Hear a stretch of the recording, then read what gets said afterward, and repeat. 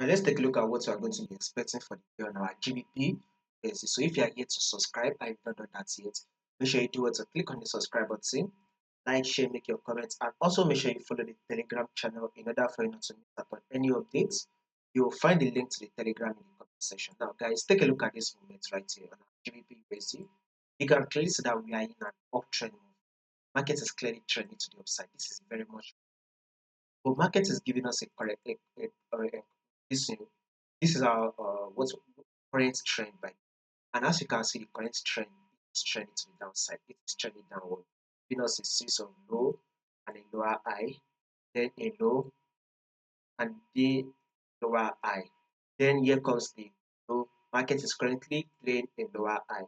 So if in case market just to form a new low, so they eventually push up, or this is most likely going to be the end of the low, whereby markets will continue to push up. So this is what we are seeing. We expect market to continue to push up. So if you are holding your position for the next 1 to 2 months, right?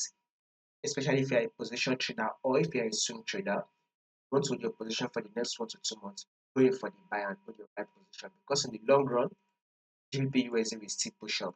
Now let's go down to the 4 hour time frame right here. So markets just give us this first movement, and here comes the pullback. Markets have eventually pushed up again to give us the second another movement. Now this is the pullback, which is an equal higher low right here. So market has now pushed up right here, and it has come back to test it, right? Now we'll be anticipating for another push up on GBP for market to continue to push up. So a bullish move is still what we are going to be expecting on GBP. More updates on this will be covered for you. So make sure you subscribe in order for you to miss out.